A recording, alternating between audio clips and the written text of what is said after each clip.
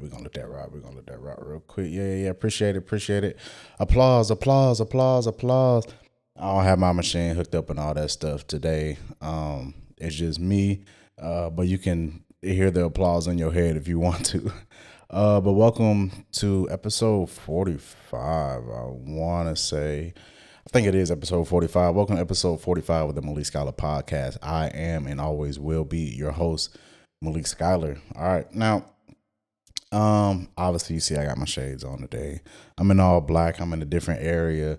This is the classic couch. Let me say that this is the classic couch. This is where I started the podcast. This is where I started the video podcast. It's not where I started the podcast. I started the podcast on an office chair in the corner of my house. But this is where I started the video podcast. But the podcast isn't ending or anything like that. Like, I don't want y'all to think that the podcast is ending. But sometimes you just need a change of pace. You need a change in venue sometimes, just to switch it up a little bit. So that's what I did. But today, man, there's no real my bad, I had to turn that AC off. But it's still going a little bit, but it'll turn off in a second. But yeah, there's no real outline for today. There's no real there's no music today. I played music at the beginning, but I'm probably gonna still take that out on the YouTube version just because YouTube is real weird about the shit. But yeah, there's no big news, no big music drops or anything like that. It's just me, a mic, a camera, and a laptop. Just me rambling about shit like what a podcast usually is. Like, there's no people in these podcasts nowadays. Like, when I first started this podcast, I knew kind of what I wanted to do. Like, I was influenced by the Waveform podcast with Marquez Brownlee and David Amell and Andrew and all them. I was inspired by them. I was also inspired by the Joe Budden podcast. But when I started this podcast, I wanted it to be a music podcast, right? But I had to shift lanes very quickly, actually, because I started this when the Kendrick and Drake beef first started. I don't even listen to the first episode. Like, I probably listened to it like 2 or 3 times when I first made it to make sure everything was right. Everything wasn't right. But that's my philosophy on things anyways. Like, a lot of people ask me like, hey, Malik, can you help me with, produce this podcast, do this podcast? Can you help me start? Like, I get it. I understand it. Like, it's a cool thing to do. It's fun to do. Like, you want to get your words off. Like, that's the purpose of a pod, right? For one, visuals matter. Like, YouTube is the biggest, I don't know who that is, but YouTube is the biggest platform for discoverability with anything. With anything.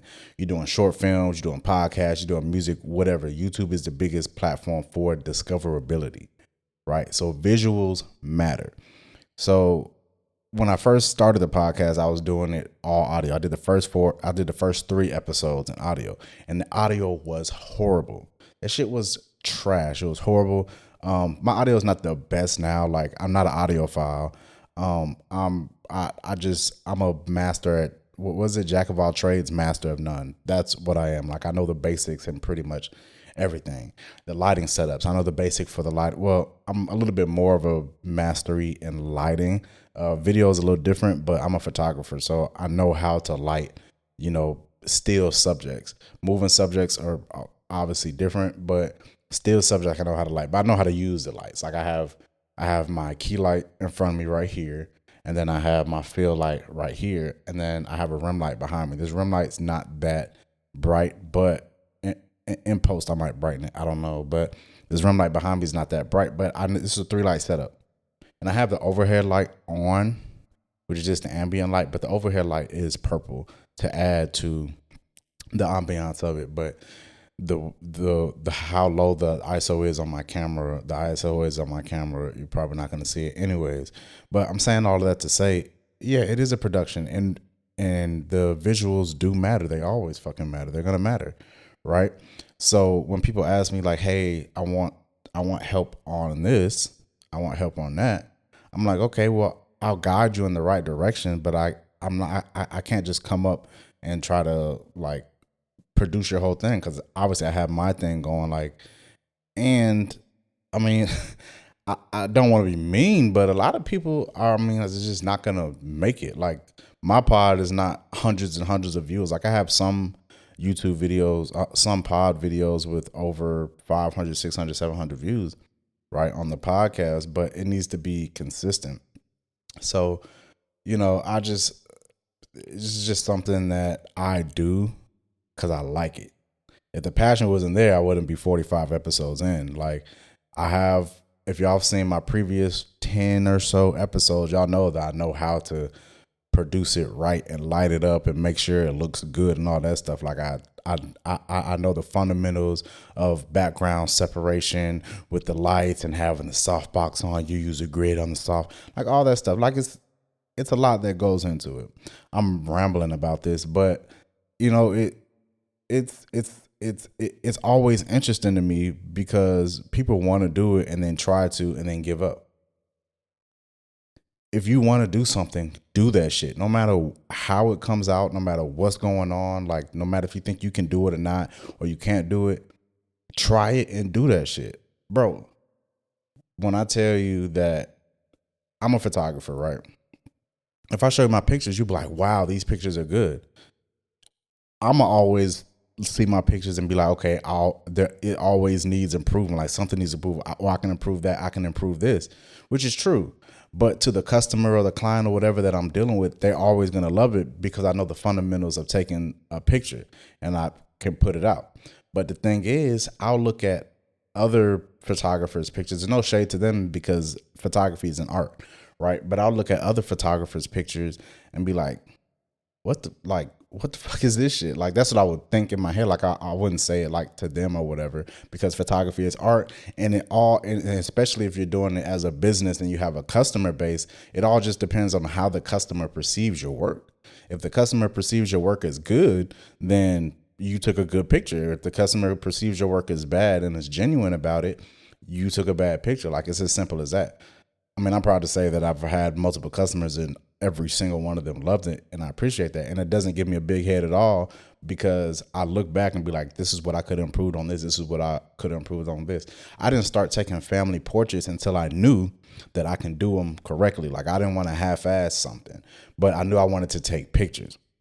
And this doesn't all have to do with photography. This just has to do with things in life that you want to pursue, that you just have to do it, because if you don't, it's never going to get out there. And if it never gets out there, you never get the client base. If you don't get the client base, you don't build your business. Like, in all aspects of creativity, of things you want to do, you just got to take it, do it, and put it out there. No matter if it's shit, no matter if it's good, you got to put it out there. If you go on my photography page right now, go to Scyloremedia, Scylore media, and scroll all the way to the bottom, you'll see the first pictures that I've uploaded. Those weren't the first pictures that I took, but those were the first pictures that I uploaded compared to the most recent picture that I uploaded, or even in the middle, right? You can see the progression. My old bio on my Instagram business page was a progression of images.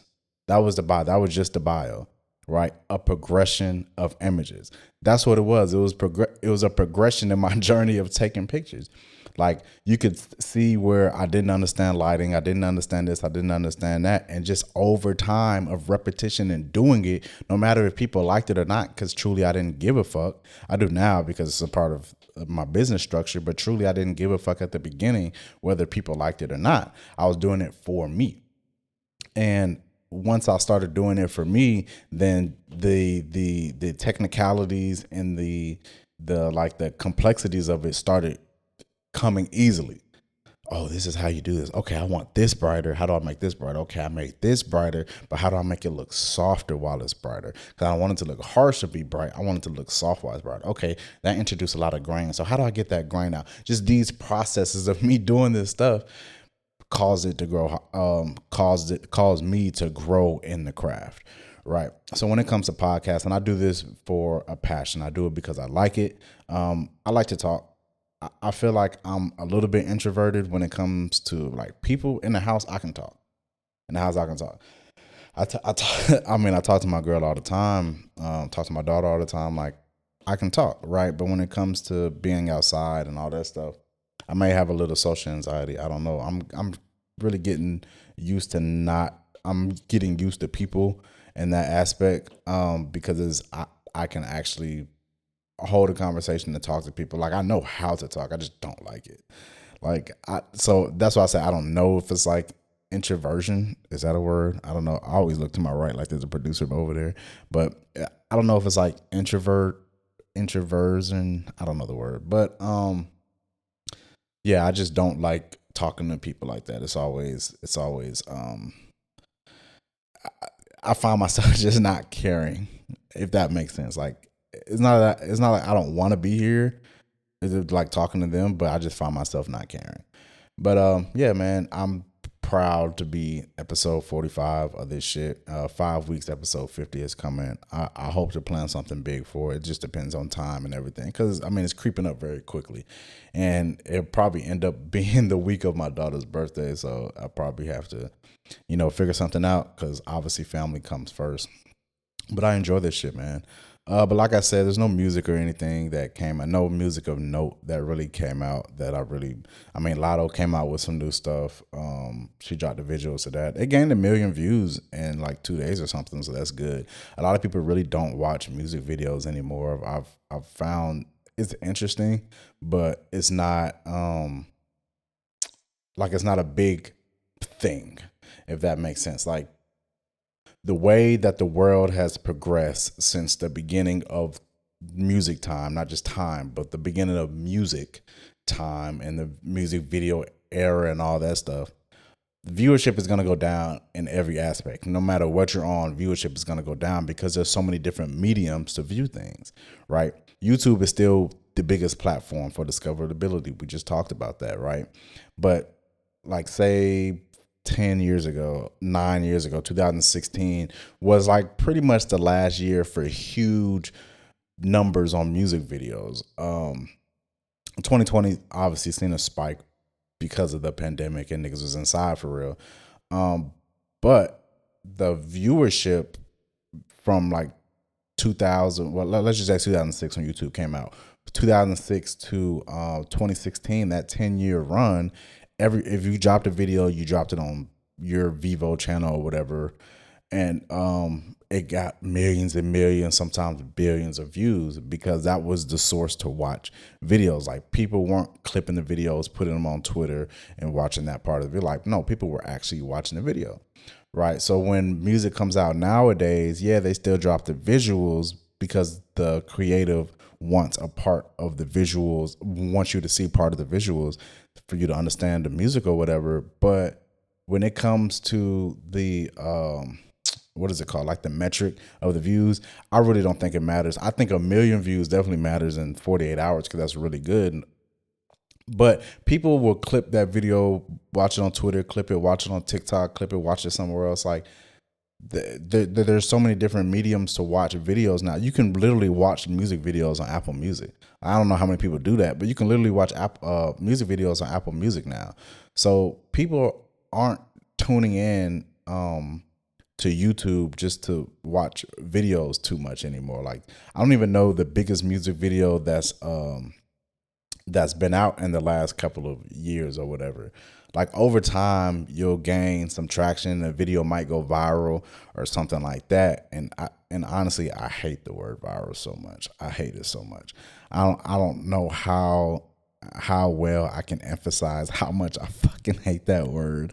Like, when I'm on TikTok and I see a TikTok with Twitter, whatever, Instagram, and I see an ad and it says, "Oh, viral spoon that heats up the stuff while I'm like, it's cringy, yes, but I don't like to using the word cringy either, but it just gives me this feeling of like, ugh, like what type of people like are susceptible to this shit? Like, oh, this says viral on it, let me go buy it. Like, oh, this on it. Let me go buy it. Man, no, fuck that. If it works, it works. If it doesn't, it doesn't. Like, it's that. To me, it's that simple. I don't know. To everybody's not that simple, but to me, it's that simple. And I have a problem with thinking everybody has the same mindset as me. That's why I'm quiet most of the time, because everybody doesn't have the same mindset as you. I do deal with like-minded people, like my partner that we're doing this venture with. We have a like mind. Like, we do like things, right? Everything's not 100% like each other, but we have a like mind, we do like things, and that's who I gravitate towards. But everybody doesn't have the same mind as me, and I have to realize that. But when I did start to realize that, and when I do start to realize that, that's when I kind of fall back from people, because like I said before in my other pods, like, I don't really care too much about people's opinions. Like, if I feel like it makes sense, then I'll fuck with it a little bit. But if I just feel like you're not making sense, I'm gonna just stop listening to you. Like, I'm respectful, and I give people the grace of continuing listen and talk. But if I feel like you just stop making sense, then I'm not gonna listen to you. A good example is I work. Obviously, I work. I have to have a full-time job. I work or whatever. But I'm not gonna give specifics, because obviously not. But somebody told me to do something at work. And I thought about it, and I was like, in my brain, I'm like, that wouldn't be the best course of action for these, specific reasons. And they were like, well, no, I think it would be right. So when it comes to something affecting me, I'm gonna say something. If it doesn't directly affect me, I'm gonna just let it go and be like, yeah, all right, whatever, cool, boom, do your thing. But this particular thing was going to affect me. So I'm like, no, this is what I'm going to do, because that's not going to work. So I ended up doing what I was going to do, and it ended up working. What I thought was going to happen that I knew would work ended up working. So that's what I ended up doing. But the person that was, telling me to do something else, when they started talking and it hit that switch where I knew in my head, you're mumble, like, you're not making no sense now. I'm done talking to you. I stopped listening. I just stopped listening, because I'm like, I'm not finna. I know what you're saying is just not gonna work, so I'm not gonna listen, right? And I do that quite often, and sometimes it's to my detriment, sometimes it's not. But majority of the time, it's not to my detriment, because I've had so many experiences, and the humans work the same, pretty much. Like, most humans work the same way all the time. Like, we're just copies of each other. Everybody that does things, we do things because of our environment, because of our proximity. It's all learned behavior. Like, everybody's just repeating everybody else. So when I see a certain pattern, most likely that pattern comes from something else that I've already experienced. In my 28 years of life, I've experienced a wide range of personalities, of people, of things, of tragedy, of gratitude, of big things, small things. Like, I've experienced a lot of shit in my 28 years of life. So I apply those things to my conversations. I apply them to the things that I'm doing. I apply them to future things that I'm about to do. Like, these experiences help me shape what comes next. But yeah, that's it. I don't. Sometimes I just feel like I'm better just talking on the pod, talking this shit out by myself. Because when I go outside, I'm just me. You know what I'm saying? Like, I'm just sit back, relax, chill, observant. Like, that's just me. And then when I get here, or when I'm around like people that I fuck with, then I can, be myself and, speak things without judgment and stuff. Because everybody thinks they're right. The thing is, I don't always think I'm right. That's the thing. I think that some things are more likely to happen than not. I'm a probability man. I'm a man of numbers, majority of the time. See, but yeah, that joke wouldn't make sense if you're not understanding what I'm saying. But I'm a probability man. I'm a man of numbers. So if I feel like something's just not going to work, the probability of something not working is higher than it is working, that it will work, then I just might not fuck with it, or I just might be like, well, there's a different way to do something. But there's always a chance of something, the other thing happening, the opposing side happening. Like, I'm not oblivious to that point. Like, one thing can't happen, the other thing can't happen. About oblivious to that point. But anyways, we started talking about this from YouTube numbers and all that stuff. But yeah, a lot of people don't watch music videos anymore, and I don't think it's a knock on the artists. I just think it's a knock on the mediums that we have. People will watch fucking music videos on Twitter because the users will clip it and put it on their channel. Like if Lotto's shaking her ass or something in the music video, they'll clip that and put it on Twitter and have a lot of engagement on that. So the person that posted it can get paid and not the actual artist that made the music or made the music video, anything, get paid, and they'll pay the art. Like, it's just a lot of shit. So I think that the different mediums are to blame for the low music numbers, and people are just not listening to music on a big scale anyways. There's too much of an influx of music. There's too much music. I never thought I would say that, but there is too much music coming out. It's so accessible now. Just like there's too many podcasts. I'm not oblivious to that point either. Like, I know, this nigga, like when I first started making a podcast, I thought about it because I thought about making a podcast while I was in prison. And I kind of did, but but when I first started thinking about making a podcast, I was like, this space is so oversaturated. The space is so oversaturated. You can just type in podcast and you can infinity scroll forever, and you will not find one. Like, there will always be one that's popping up.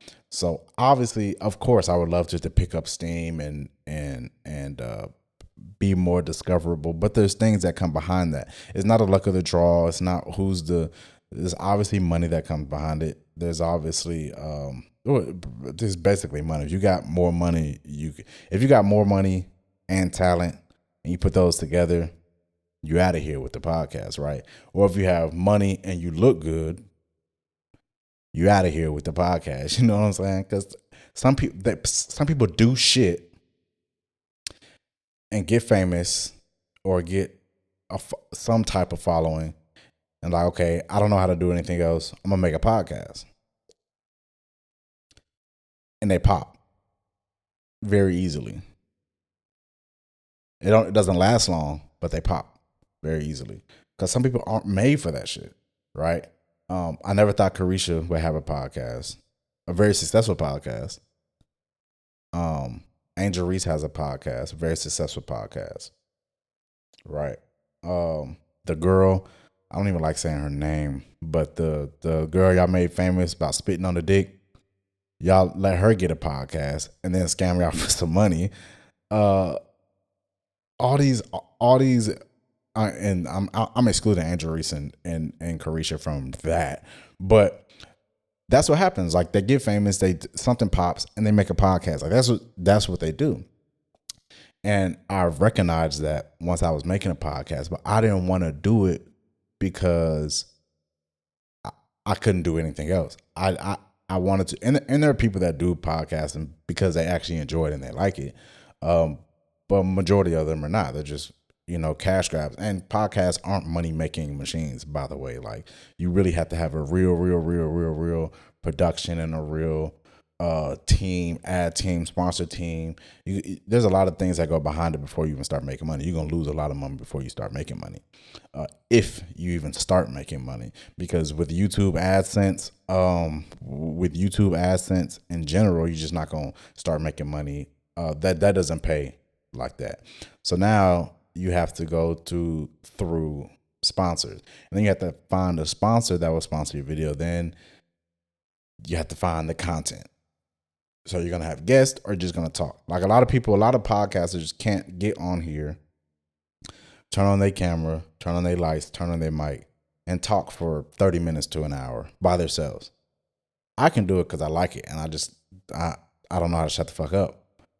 I can do it because I like it. But a lot of podcasters, they can't come on here and do this shit solo by themselves. Like, they have to have a producer over there telling them what to say or writing the pod for them so they can have something to talk about every week. They have to have a co-host to fill in the void, which a co-host is good to have because it always helps when you feel like you're talking to somebody. But I feel like I'm talking to y'all. So, I mean, it's easier for me because I just said fuck it and did it. I'm going to tell you how that happened in a second, but I just said fucking and did it and started talking to y'all. Or they need to have a guest, and the guest needs to have some notoriety so your podcast can be discoverable. So this is just a tip for like new people coming into the podcast game that decided to listen to a low end podcast like me to learn some new knowledge. But the guests are the main ways to get your podcast discovered. So if you have, say, I got Drake that comes in, shout out to Drake. Say that Drake decides to come in my podcast, right? What needs to happen is Drake needs to come in where I regularly do my podcast. So like in my house, that's where I do my podcast. He needs to come to my house. We need to do an episode, and that episode needs to showcase me as well as him. Because for a lot of people, 90% of your audience for that video, they're going to be first time viewers because of him. So you need to make them like you. They already like him. You need to make them like you. So that's why podcasters have guests. They bring the guest on to get some more viewers, but you need to have some of those viewers returned for when you don't have this particular guest on. So they need to like you. So that's just a tip for them, for, new podcasts or whatever. If you have a guest on, make sure it's not all about the guest. It needs to be about the guest because that's who's there, but it also needs to be about you. They need to like you and all that stuff. And so I was gonna tell y'all about why I do the podcast solo. So when I first started, I was already solo. I was doing with I was covering the beef. I thought I was a journalist. I wasn't. I was covering the beef. I didn't really know what to do specifically, but I was listening to JVP and I was like, they're covering this beef. I need to cover this fucking beef because that's how, So I started covering the Kendrick Drake beef. The episodes were horrible. I talked about that. The episodes were fucking trash. Like I played the song in its entirety. The episodes were just trash. But I had to start somewhere. So my partner was locked up. The one that I wanted to do it with, he was locked up at the time. If y'all seen it before, if y'all watch this podcast or listen to this podcast before, y'all seen it before anyways. I'm talking about Blaze.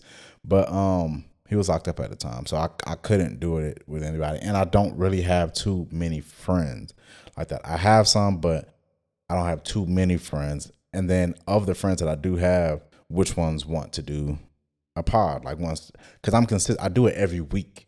You know what I'm saying? It's not like a one-off type thing. Like I do it every week. You feel me? So it's dedication and consistency, which means I have to rely on people. I have to rely on other people to get something I want done. Which, if you're a human, that's not a healthy thing to rely on other people to get what you want done. Especially if you're not paying them, right? If you're paying them, it's a different story. Then if they don't show up, that's a problem. But if you're not paying them, you just have to be held. You have to hold yourself accountable for what you want to put out. But so yeah, I did the first couple episodes solo, probably like the first 10 episodes solo or something like that. And then Blaze came home and I started doing it with him every week. Like it's like when you first get out, that feeling is just like you feel like you can do anything. You want to talk to people, you want to talk to the world, like you just feel like you can do anything. Right? And you can do anything. So when you get out, I had to pause it again. I don't even know if that first part was recording. I know it was recording audio, but I don't know if it was recording video. And that sometimes that shit happens when you're by yourself. But yeah, when you get out, you feel like you can just do anything, and you want to talk to people, and you want to do all this stuff. So people want to get on podcasts. They just don't have the means to do it, right? I'm not talking about Blaze, but people want to get on podcasts, and they just don't have the means to do it. But I had the means already. Like I was already doing it on video. The video was ass. Like it sucked. I was using, I think, my iPhone for the first couple of videos. I was using my iPhone, which you can use your iPhone. Like iPhones produce really, really, really, really good footage, right? Not to the level of a mirrorless camera or a cinema camera, something like that. Like people say that, but it doesn't. It just fundamentally it doesn't. Like the sensors aren't big enough, so you're not getting that much detail. But the detail that it does get is really good for just like regular consumers.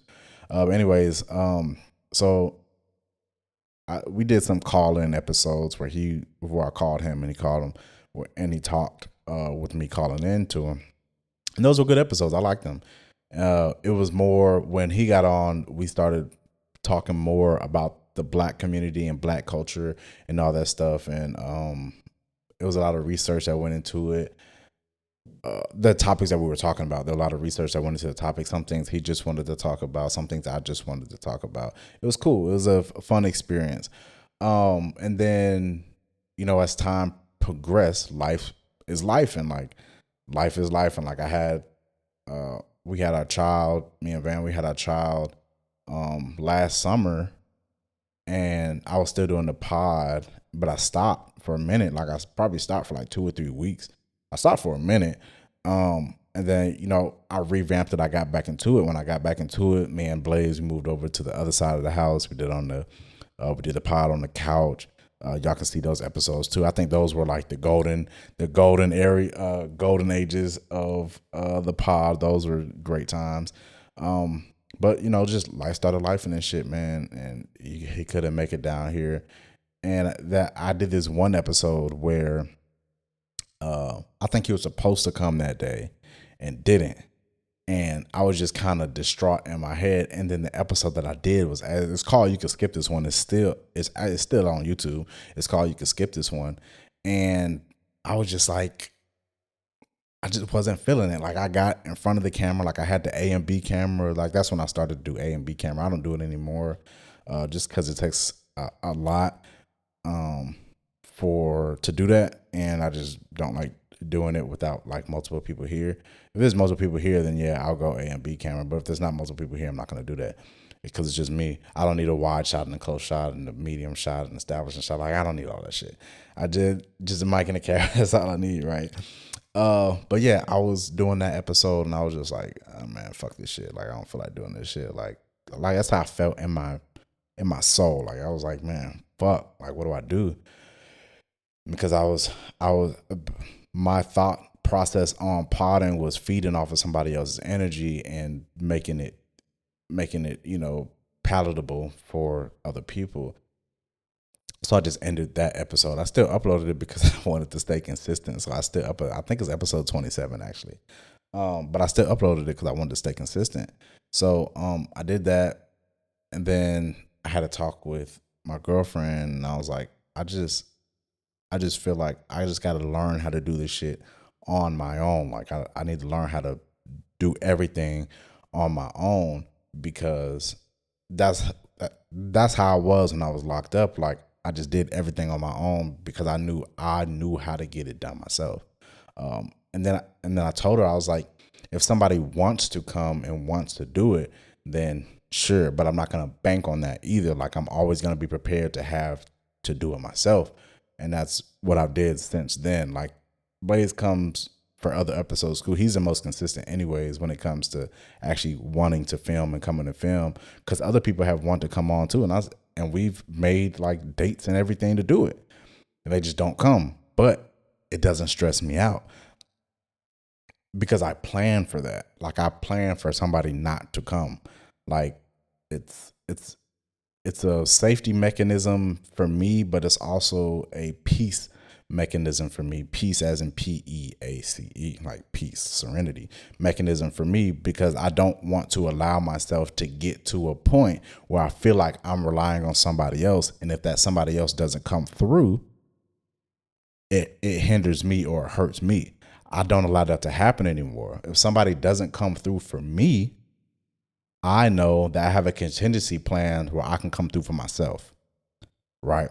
So one day somebody hit me and was like, well, no, I think everybody that I talked to, I hit them because I reach out as the host to bring a guest on. So I reached out as a host to bring a guest on because I'm a booking agent. I'm everything. I'm the booking agent. I'm the manager, the fucking ad. Like I'm everything.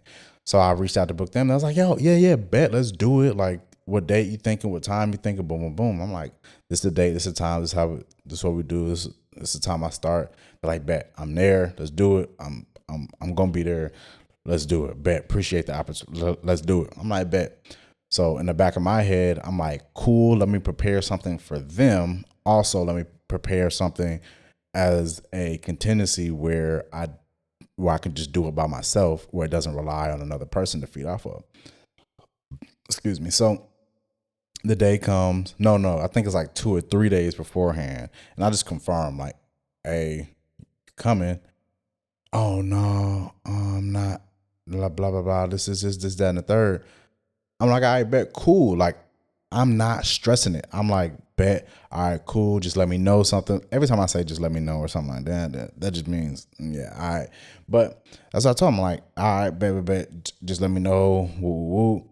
And I did the pod by myself. Like, I did it by myself because obviously they didn't come, but I had a contingency plan to do it by myself. I planned to do it by myself just because I know that's how things work sometimes. And this happened like 3 or 4 times with multiple different people. It just happens like that. Obviously, if I was like bigger, more numbers, bigger, whatever, it wouldn't happen as often as lower numbers. But my thing is, when I do get to bigger numbers, your opportunity is gone.